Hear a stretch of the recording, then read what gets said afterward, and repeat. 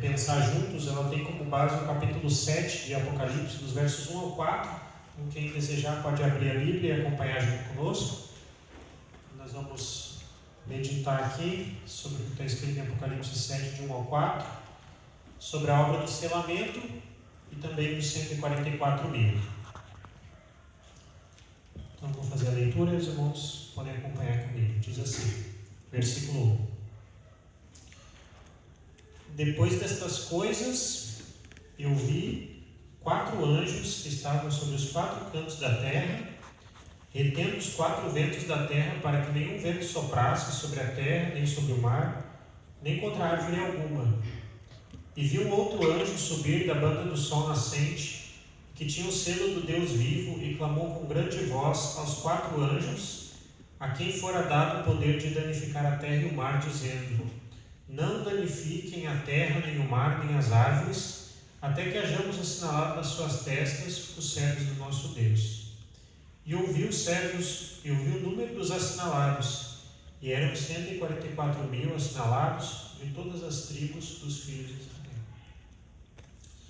Então vamos pegar aqui, a partir do versículo 1, as primeiras considerações importantes que nós temos nessa visão, nessa revelação. Então, o primeiro detalhe que a gente encontra aqui, no versículo 1, é que o destaque é que aqui é uma obra que está se referindo a uma obra de caráter universal. Os irmãos percebem? Quando ele fala dos 4 anjos, eles estão nos 4 cantos da terra. Isso aqui é uma obra de caráter universal, né? Quer dizer que o poder de Deus, o agir de Deus, estão retendo todos os poderes da terra em todas as partes do mundo. E isso aqui é uma coisa que, com a visão espiritual, é fácil nós percebermos. Porque a gente nunca viveu em um tempo de tanta instabilidade social e política como nos tempos que a gente está vivendo hoje. Hoje a gente está vendo todos os dias um país invadindo o outro, um país ameaçando o outro. Nós estamos vendo uma condição social em que as coisas elas mudam muito rápido do dia para a noite, e acontecem coisas que nos assombram do dia para a noite. O que isso traz? Insegurança, incerteza quanto ao dia de amanhã, quanto ao que vai acontecer no amanhã, né? E esses acontecimentos que a gente está vendo hoje, há uns 10, 15 anos atrás, nós já dizíamos, porque eu lembro quando eu comecei a vir na igreja, nós já dizíamos assim: olha as coisas que estão acontecendo, Jesus está perto de voltar, não é assim? A gente já falava, Jesus está perto de voltar, porque olha as coisas que estão acontecendo. Só que hoje, o que está acontecendo hoje é muito, muito mais real, muito mais visível, muito mais claro do que o que estava acontecendo há 10, 15 anos atrás, quando a gente dizia que Jesus já estava para voltar, né? E mesmo assim, nossa condição espiritual como povo, ela continua a mesma. Nós estamos vendo os ventos soprando, estamos vendo os anjos segurando os ventos, estamos vendo as coisas piorarem cada dia, mas parece que nossa condição espiritual continua sempre a mesma. Não é assim? Aí por que isso? Por que isso acontece? Então, o primeiro ponto importante que a gente destaca: os anjos, eles estão segurando, estão trabalhando, agindo nos 4 cantos da terra. Ou seja, isso aqui é uma obra de caráter universal, está acontecendo no mundo inteiro. E o que eles estão fazendo no mundo inteiro? Aqui diz que eles estão retendo os ventos, né? Os ventos aqui são símbolos de quê? O que os anjos eles estão segurando para não permitir que aconteça? Os anjos, eles estão retendo os 4 ventos para que eles não soprem. Vamos fazer uma comparação? Quando a gente pega isso aqui e compara com o livro do profeta Daniel, no capítulo 7, lá na visão dos 4 animais, lá fala também dos 4 ventos, igual aqui, que eles estão agitando o mar grande. Do agitar do mar grande pelos 4 ventos, surgem lá aqueles 4 animais. Aí o Espírito de Profecia, comentando sobre isso no livro Grande Conflito, ele explica o que significa exatamente os 4 ventos dentro do contexto dos 4 animais lá de Daniel capítulo 7. Então, atente para o que está escrito. Grande Conflito, página 439, diz assim: os grandes reinos que têm governado o mundo foram apresentados ao profeta Daniel como feras rapinantes, que surgiram quando os 4 ventos do céu combatiam no mar grande, conforme Daniel 7, versículo 2. Em Apocalipse 17, um anjo explicou que as águas representam povos, multidões, nações e línguas, conforme o verso 15. Ventos, agora o ponto, ventos são símbolo de contendas. Então, vento representa o quê? Ventos são símbolos de contendas. Os 4 ventos do céu a combater no mar grande representam as terríveis cenas de conquista pelas quais os reinos têm atingido o seu poder. Então, dentro do contexto de Daniel capítulo 7, o soprar dos ventos representam as contendas entre os reinos universais à medida que eles entram em conflito um com o outro para assumir a hegemonia, para assumir o controle, para assumir o governo universal. Isso dentro do contexto de Daniel 7. Mas quando a gente traz aqui para Apocalipse 7, os ventos aqui, eles também significam, em certo sentido, destruição, contenda, mas em uma perspectiva um pouco diferente. Por que é um pouco diferente? Porque o versículo diz assim, vi outro anjo subir da banda do sol nascente, que tinha o selo dos Deus vivo, e clamou com grande voz aos 4 anjos, a quem fora dado o poder de danificar a terra e o mar. Então, lá em Daniel 7, os ventos, as contendas, eles representam o agir das nações que estão que estão ali em conflito e na contenda para assumir a hegemonia universal. Mas aqui, os ventos simbolizam a ação dos anjos, que vem trazer a destruição sobre a terra. E por isso a obra do selamento. Por isso diz assim, a ordem para os anjos: não danifiquem nem a terra, nem o mar, nem as árvores, até que hajamos assinalado nas suas testas os servos do nosso Deus. Então, vocês estão vendo como que é o panorama aqui de Daniel 7?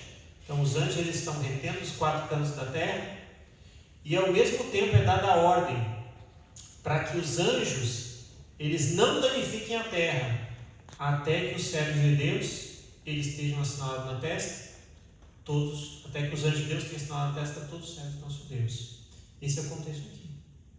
E como a Bíblia chama esse agir de Deus através dos anjos, depois que os ventos eles vão ser soltos, depois que os 4 ventos eles vão ser soltos, como que a Bíblia chama isso aqui?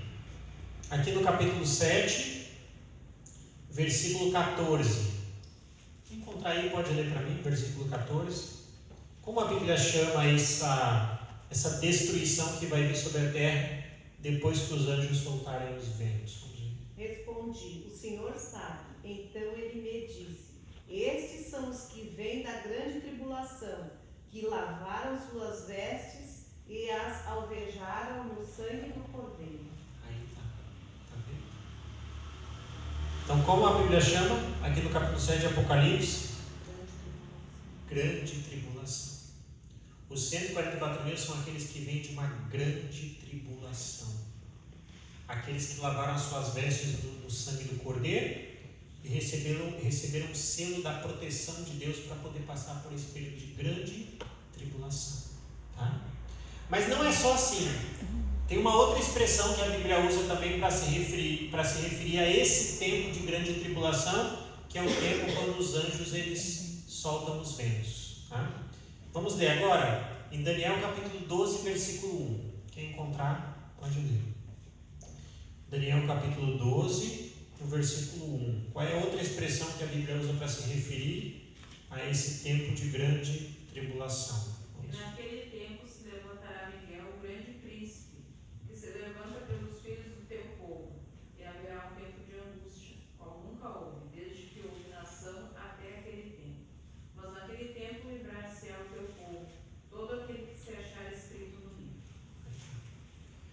como a Bíblia chama esse tempo, quando os anjos soltarem os ventos? Primeiro, é um período de grande tribulação.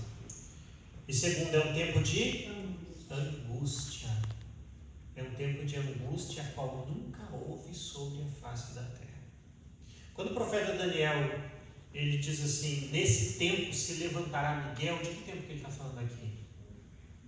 Esse tempo que ele está falando aqui é o tempo em que a porta da graça se fechar. É o tempo em que a obra do selamento ela terminar.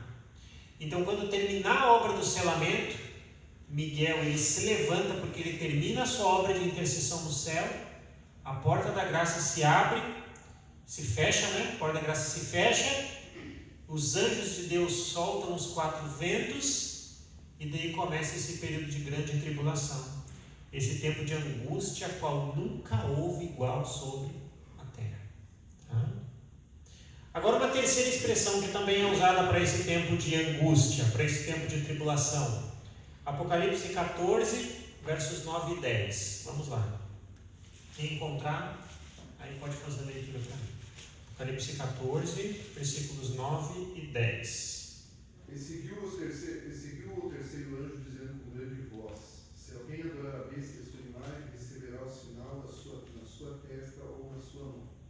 Também o tal beberá do vinho da ira de Deus, que se deitou, não misturado no cálice da sua ira, e será atormentado com fogo e enxofre diante dos santos anjos e diante do Cordeiro. Tá. Como que é a terceira expressão que a Bíblia usa para se referir a esse tempo de angústia? O tempo do derramamento do vinho da ira de Deus.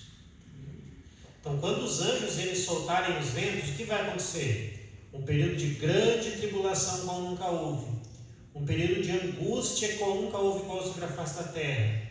E esse também será o tempo do derramamento do vinho da ira de Deus, que vai ser derramado sobre a terra. Agora a gente vai fazer a comparação para entender o que é que representa esse tempo e o que representa esse derramamento da ira de Deus. Aqui é a tribulação, que é esse tempo de angústia. Agora no capítulo 15 de Apocalipse, no versículo 1. Aí quem encontrar pode ler.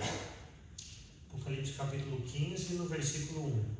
Vi no céu outro sinal grande, maravilhoso, 7 anjos, que tinham os 7 últimos flagelos, pois com estes se consumou a ira de Deus. O que então é o derramamento da ira de Deus? É o derramamento dos 7 últimos flagelos, as 7 últimas pragas. Está claro aqui, irmãos? Por que os anjos de Deus eles estão retendo os ventos hoje? Para que todos os servos de Deus eles recebam o selo na testa. Porque quando eles soltarem os ventos, a grande tribulação que está profetizada que vai cair sobre a terra, esse tempo de angústia como nunca houve, é o tempo do derramamento das 7 últimas pragas. Né? Das 7 últimas pragas. E o que nós precisamos como povo para passarmos por esse período de grande tribulação, para passarmos por esse período de derramamento das 7 últimas pragas? Nós precisamos ter o quê? O selo? O selo de Deus. Então vamos ler sobre o selo de Deus agora? Isaías capítulo 8, versículo 16. Vamos ler lá sobre o selo de Deus. Isaías capítulo 8 e no versículo 16. Agora vamos ler sobre o selo de Deus. Quem encontrar, pode ler. Dei o testemunho, selo a lei dos meus discípulos. Está vendo que está falando sobre o selo aí, Fábio? Então, ato testemunho e sela o quê? A lei entre os meus discípulos. O que é o selo que nós precisamos ter na mente, no coração, para passar pelo período de tribulação? A lei de Deus. A verdade da lei de Deus impressa na nossa mente, impressa no nosso coração, que é o que representa o caráter de Deus. É isso que os 144 mil precisam ter para passar pelo período de grande tribulação, conforme a revelação profética. Certo? Vamos pegar agora mais alguns detalhes, além desse do selo, mais alguns detalhes sobre os 144 mil selados aqui. Agora nós vamos ler em Apocalipse 14, versos 4 e 5. Apocalipse capítulo 14, versos 4 e 5. Para a gente poder identificar os 144 mil conforme exatamente está escrito aí as características. 14, versos 4 e 5. Como diz? São estes os que não se macularam com mulheres, porque são castos. São eles os seguidores do Cordeiro, por onde quer que vá. São os que foram redimidos dentre os homens, primícias para Deus e para o Cordeiro. E não se achou mentira na sua boca, não tem mácula. Quais são as características dos selados? Não se achou mentira na sua boca. Por que não se achou mentira na sua boca? Porque eles têm o selo da verdade impresso na mente. O selo da lei de Deus, não tem mentira. Na sua boca não tem mácula, porque eles estão selados com o selo da verdade, que é a lei de Deus. Que mais? Eles são as primícias para Deus e para o Cordeiro. Isso aqui, irmãos, identifica que essa é uma obra que realmente acontece no tempo iminente da segunda vinda de Cristo. Porque eles são as primícias, quer dizer que eles vão estar, são aqueles que vão estar em pé quando Cristo voltar nas nuvens dos céus. Por isso eles são as primícias. Nós temos a descrição lá de Daniel 12, verso 2, da ressurreição especial, onde ressuscitam aqueles que completam o número dos 144 mil,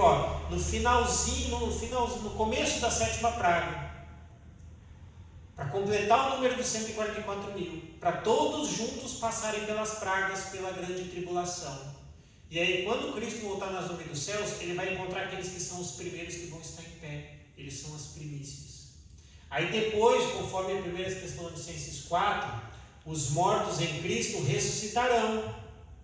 E junto com ele, seremos levados para o encontro com o Senhor dos ares. Mas os 144 mil, eles são as primícias. Né? Então, na sua boca não se achou engano. Eles são as primícias. O que mais que fala aqui? Eles são virgens, porque não se contaminaram com mulheres. O que simboliza, o que representa mulheres aqui no contexto profético do Apocalipse? Igrejas. Então, no capítulo 12, nós temos lá uma mulher vestida de branco, né? Uma virgem pura que representa uma igreja pura. Em Apocalipse 17, a gente tem uma outra mulher, que é uma prostituta, adornada com pedras preciosas, que tem um cálice também, mas um cálice das suas abominações para embriagar as nações da terra com o fim da sua prostituição. Então, dentro do contexto do Apocalipse, essa é a simbologia para mulheres. Mas de onde vem a raiz disso? De onde vem a raiz dessa representação? Vem da primeira profecia messiânica que nós encontramos na Bíblia. Qual é a primeira profecia messiânica que encontramos na Bíblia? Porém, inimizade entre ti e a mulher. Entre ti e a mulher. Gênesis 3, verso 15. Então, a inimizade entre a mulher e o dragão começou lá no Éden. E aí, profeticamente, por isso Deus toma como símbolo a mulher para a igreja, para apresentá-la ao longo de todo o tempo da história do povo de Deus, até o conflito final, que é o conflito do selamento que a gente encontra aqui descrito no Apocalipse. Então, por isso que no simbolismo profético de Apocalipse, a mulher ela representa a igreja, porque o conflito espiritual começou entre a mulher e o dragão lá no Éden, certo? Então, eles são aqueles que na sua boca não se achou mentira. Os 144 mil, eles são as primícias para Deus e para o Cordeiro. Eles são virgens, né? Não se contaminaram com mulheres. E outro detalhe interessante, eles são aqueles que seguem o Cordeiro por onde quer que ele vai. Isso aqui é uma característica importante. Então, os 144 mil, eles são aqueles que seguem o Cordeiro por onde quer que ele vai. Vamos lá para Apocalipse de novo? No capítulo 7, versos 14 e 15. Para a gente entender por que eles são aqueles que seguem o Cordeiro por onde quer que ele vai. Apocalipse 7, versos 14 e 15. Quem encontrar pode ler. E eu disse-lhe, Senhor, tu sabes. E ele disse-me, estes são os que vieram da grande tribulação, e lavaram seus vestidos e os branquearam no sangue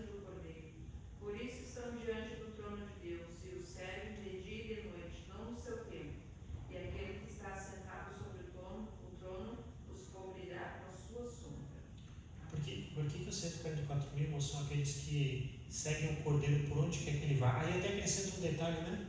Fala assim, de dia e de noite, eles estão sempre na presença do Cordeiro. Por quê? Porque eles são aqueles que vão estar dentro do templo do Cordeiro. Por que eles vão estar dentro do templo do Cordeiro? Porque eles vão ser sacerdotes. Eles serão os sacerdotes do Cordeiro por toda a eternidade. Compare isso daqui com esse texto do Espírito de Profecia, para os irmãos perceber como que o texto do Espírito de Profecia ele amplia esse sentido. Livro Visões do Céu, página 88, diz assim. Essa é uma visão bem ampla, mas aí eu tirei só o trechinho que é significativo para agora, para a meditação. Diz assim, e quando nós estávamos para entrar no santo templo, a irmã White tendo a visão, né, dela no céu, ela disse, quando nós estávamos para entrar no santo templo, Jesus levantou sua bela voz e disse, somente os 144 mil entram nesse lugar. E nós exclamamos, aleluia. Por que é que só os 144 mil são aqueles que seguem o Cordeiro por onde quer que ele vá? Que ninguém mais pode entrar no templo a não ser eles. Porque eles são os sacerdotes de Deus e também do Cordeiro. Né? Eles vão estar na presença, ministrando na presença do Cordeiro dentro do seu santo templo. Outro detalhe agora relacionado com isso. Vamos para o capítulo 14. Capítulo 14, versículo 1 de novo. Relembrar o texto que a gente leu a princípio. Apocalipse, capítulo 14, versículo 1. Como diz? Olhei e eis que o Cordeiro estava em pé sobre o monte Sião. Com ele estavam 144 mil, que tinha escrito na testa o nome do Cordeiro e o nome de seu pai. Aqui está o ponto, né? Por que os 144 mil aqui, eles estão sobre o monte Sião, junto com o Cordeiro? Por quê? O que tem sobre o monte Sião? Cidade Santa.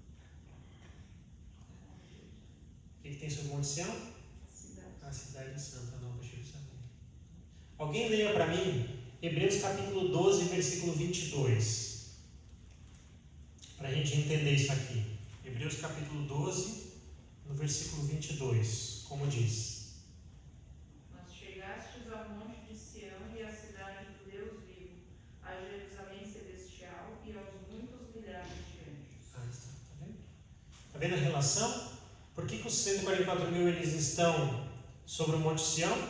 Porque o monte Sião é o lugar onde fica a cidade santa, a Nova Jerusalém. E os 144 mil são aqueles que vão habitar na cidade santa, aqueles que vão habitar na Nova Jerusalém. Vão estar lá com o Cordeiro durante todo o tempo. Quer ver? Vamos agora para o capítulo 21 de Apocalipse identificar algumas características dos 144 mil dentro da descrição de Apocalipse capítulo 21, dentro da descrição da Nova Jerusalém. Então, por exemplo, Apocalipse 21, eu vou ler aqui, do verso 14 em diante, diz assim, o muro da cidade tinha 12 fundamentos, e neles os nomes dos 12 apóstolos do Cordeiro. E aquele que falava comigo tinha uma cana de ouro para medir a cidade, as suas portas e o seu muro. E a cidade estava situada em quadrado. Olha aqui, por que a cidade está situada em quadrado? Por que ela está situada em quadrado? E o seu comprimento era tanto como a sua largura. E mediu a cidade com uma cana, e tinha 12 mil estádios. E o seu comprimento, largura e altura eram iguais. Então a cidade ela estava em quadrado. Olha como que o Espírito de Profecia faz referência aos 144 mil no livro Vida e Ensinos, na página 59. Vê se não é parecido. Vê se não é parecido. Diz assim, ali, sobre o mar de vidro, os 144 mil ficaram em quadrado perfeito. Por que eles ficaram em quadrado perfeito? Porque a cidade estava em quadrado. Outro detalhe interessante. Aqui diz que a cidade tinha 12 fundamentos, e nele o nome dos 12 apóstolos do Cordeiro. E a medida da cidade total era de 12 mil estádios. Se você pegar essas duas referências numéricas e multiplicar 12 mil estádios vezes 12 fundamentos, que número que vai dar? 144 mil. Exatamente o número de 144 mil. Isso aqui é uma referência aos selados que vão estar ali. E aqui diz mais, ó, no versículo 22, Apocalipse 21, versículo 22, ó. Diz assim, ó. E na cidade eu não vi templo, porque o seu templo é o Senhor Deus Todo-Poderoso. Então, tá vendo? Na cidade não tem templo, porque toda a cidade é o templo de Deus. É ali onde vai estar os 144 mil, junto com o Cordeiro. Aqueles que passarem pela grande tribulação e que vencerem, forem vitoriosos e vão se tornar os sacerdotes para Deus e para o Cordeiro. Então eu pergunto para os irmãos, quantos desejam fazer parte dos 144 mil? Né? Estar lá na Santa Cidade e ser sacerdotes para Deus e para o Cordeiro. Então, para você que deseja estar na Nova Jerusalém e estar entre os 144 mil, eu vou ler aqui um trechinho que ele faz um apelo para todos nós em relação a isso. Está na meditação Cuidado de Deus, na página 369. Diz assim, ó: procuremos com todo o poder que Deus nos tem dado estar entre os 144 mil. Está vendo? O que está escrito?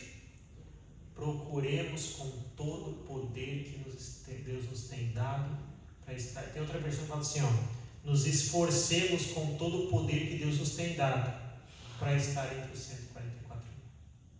Aí eu pergunto para você, como que a gente faz para se esforçar para estar entre os 144 mil?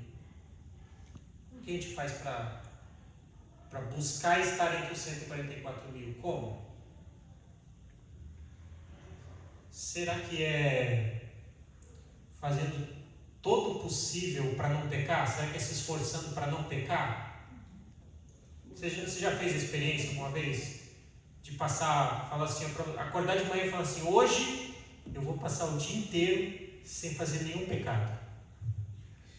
Já tentaram? Depois do batismo, quando sai da água do batismo, Senhor, me ajuda hoje que eu não posso pecar. Não, saiu da água do batismo, Fábio.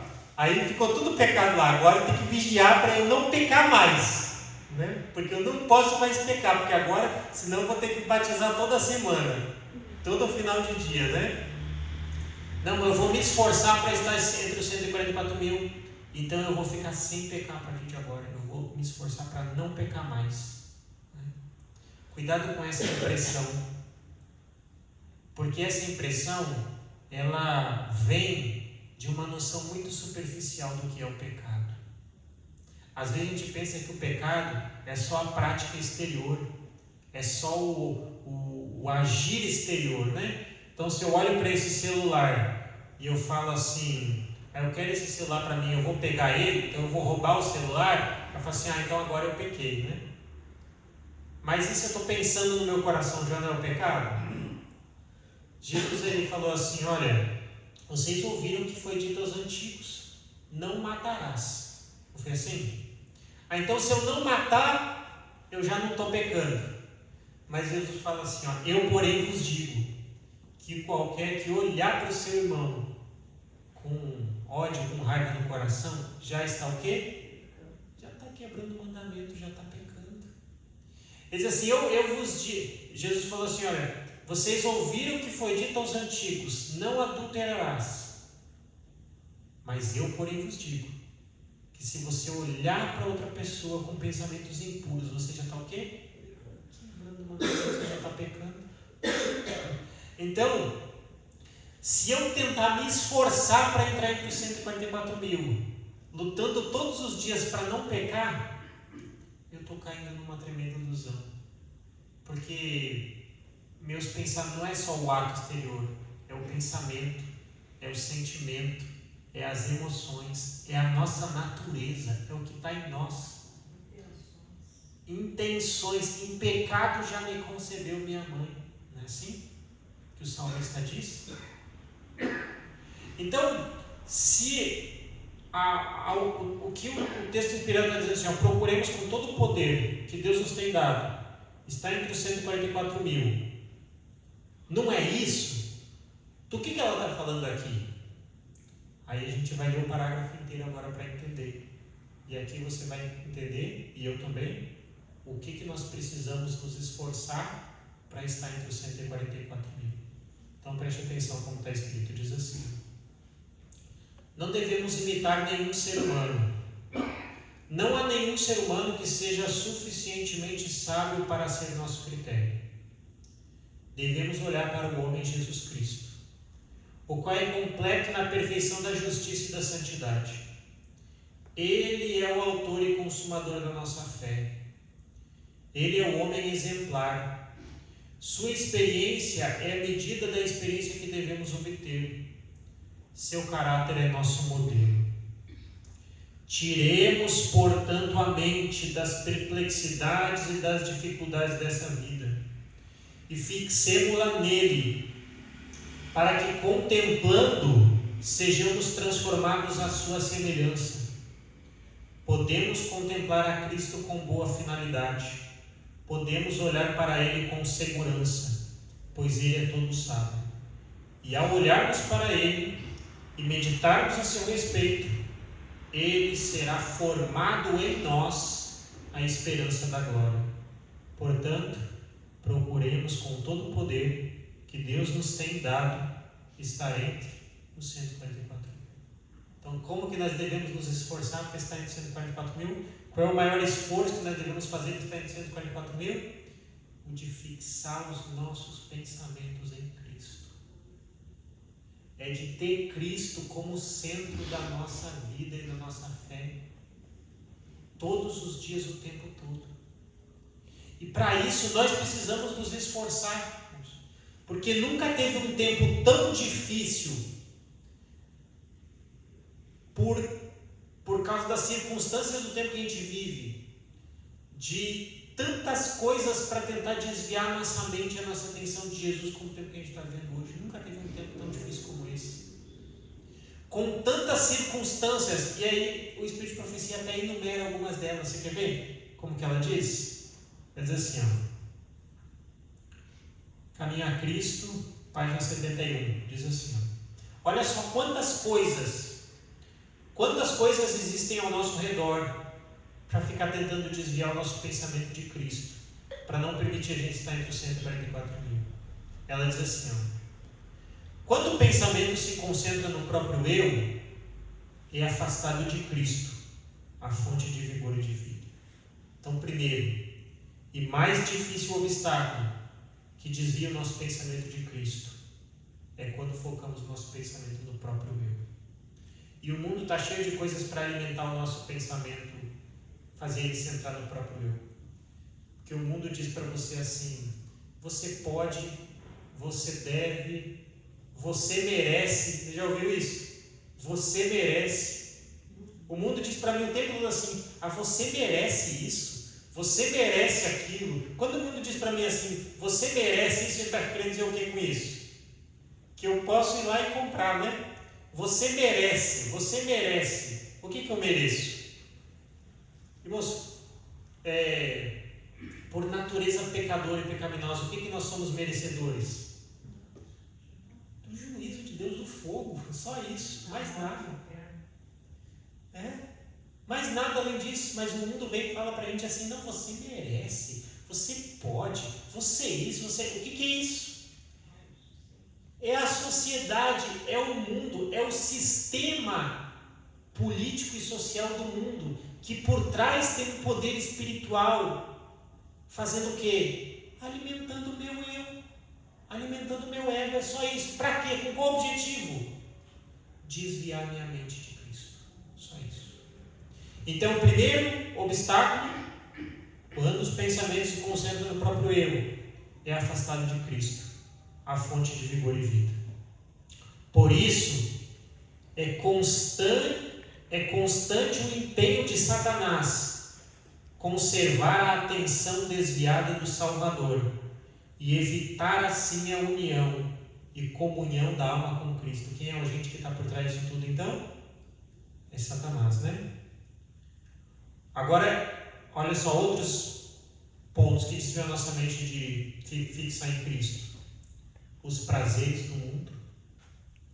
Então, tudo aquilo que o mundo diz, você merece, você pode, você isso e aquilo, e que dá prazer e que a gente mergulha nisso. Ó, os cuidados, perplexidades e pesares da vida, as faltas alheias. Sabia que até ficar cuidando da vida dos outros faz a gente desviar o pensamento de Cristo? Ó, as faltas alheias, ficar cuidando da vida dos outros, ou as nossas próprias faltas. Então, quando eu fico cuidando da vida dos outros, eu estou desviando a minha mente de Cristo. Quando eu fico fixando demais nas minhas próprias faltas e nas minhas imperfeições, eu estou desviando minha mente de Cristo também. Para uma destas coisas, ou todas elas, procurará o inimigo distrair a atenção. Não vos deixeis desviar por seus artifícios. Muitos que são realmente conscienciosos e que desejam viver para Deus, são por ele muitas vezes levados a demorar pensamento em suas próprias faltas e fraquezas, e assim afastando-os de Cristo. Esperam alcançar a vitória assim. Não devemos fazer de nós mesmos o centro, nutrindo ansiedade, temor quanto à nossa salvação. Tá vendo? Às vezes nós nutrimos ansiedade demais quanto à nossa salvação. É o que o Espírito Santo está falando aqui. Mas será que eu vou ser salvo porque eu sou tão pecador, porque eu fiz isso de errado? E cada vez que a gente pega, a gente pensa assim, agora será que eu vou ser salvo? E agora será que eu vou ser salvo? Quando eu estou agindo assim, quando eu estou alimentando esse tipo de pensamento, o que eu estou fazendo? Desviando a minha mente daquele que é a fonte da salvação, né? Então é o que diz aqui. Tudo isso desvia a alma da fonte de nosso poder. Confiai a Deus a preservação da vossa alma e nele esperai. Falai e pensai em Jesus. Nós pensamos em Jesus todo dia, o tempo todo? E nós falamos de Jesus todo dia, o tempo todo? Você pensar nisso? A gente fala de Jesus o tempo todo? Às vezes a gente está falando de Jesus aqui dentro da igreja, no culto. Quando termina o culto e a gente sai da porta para fora e começa o bate-papo lá fora, já viu que parece que a gente desliga o botão, vira uma chave e aí começa a falar de tantas outras coisas, mas parece que Jesus ficou da porta para dentro. E dentro da nossa casa, no nosso lar, a gente fala de Jesus o tempo todo? Nos nossos pensamentos, no nosso trabalho, na escola, em todas as atividades, porque o que está dizendo é assim, falai de Jesus e pensai em Jesus o tempo todo.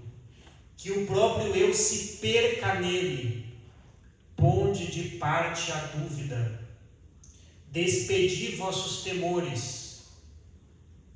Assim diz o apóstolo Paulo: vivo não mais eu, mas Cristo vive em mim. O que quer dizer? Vivo não mais eu, mas Cristo vive em mim. O que é isso? É pensar em Cristo o tempo todo. É falar de Cristo o tempo todo. É ter Cristo como centro de todas as coisas da nossa vida. Isso é dizer como Paulo: não vivo mais eu, mas Cristo vive em mim. Agora vamos aprofundar um pouquinho mais isso. Ele diz assim: não deveis, pois, olhar para vós mesmos, nem permitir que o pensamento demore no próprio eu, mas olhar para Cristo.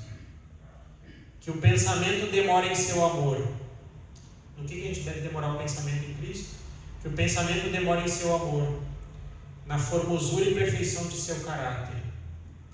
Cristo em sua abnegação, Cristo em sua humilhação, Cristo em sua pureza e santidade, Cristo em seu incomparável amor. Este é o tema para a contemplação da alma. É amando, imitando, confiando inteiramente nele, que é a vez de ser transformados na sua semelhança. Esse aqui é o processo de ser selado. É isso aqui, de receber o selo de Deus. Às vezes a gente fica colocando na nossa mente assim, que ser selado é só parar de trabalhar no pôr do sol de sexta-feira e voltar a trabalhar depois do pôr do sol de sábado à noite. Às vezes a gente pensa assim que ser selado é só deixar de comer carne, vir na igreja todo sábado, toda quarta-feira e todo domingo. Não é isso. Receber o selo de Deus é pensar em Cristo o tempo todo, é falar de Cristo o tempo todo, é falar da sua perfeição, pensar na sua pureza, no seu incomparável amor, contemplar sua santidade, contemplar o seu caráter, sua abnegação, sua humilhação. Isso é ser selado. É ter o selo de Deus sendo imprimido na nossa mente todos os dias e constantemente. E é isso que vai permitir que os 144.000 eles passem por esse período de grande tribulação, por esse período de grande angústia. Né? Então, o que diz o Espírito de Profecia? Procuremos com todo o poder que Deus nos tem dado estar entre os 144.000. Vamos parafrasear, fazer só uma mudança no texto? Procuremos com todo o poder que Deus nos tem dado. Procuremos com todo o poder que Deus nos tem dado fixar os nossos pensamentos em Cristo todo o tempo, falar dele, pensar nele, para assim estar entre os 144.000. Que a graça do Senhor Jesus seja com todos nós para isso. Amém? Amém. Vamos estar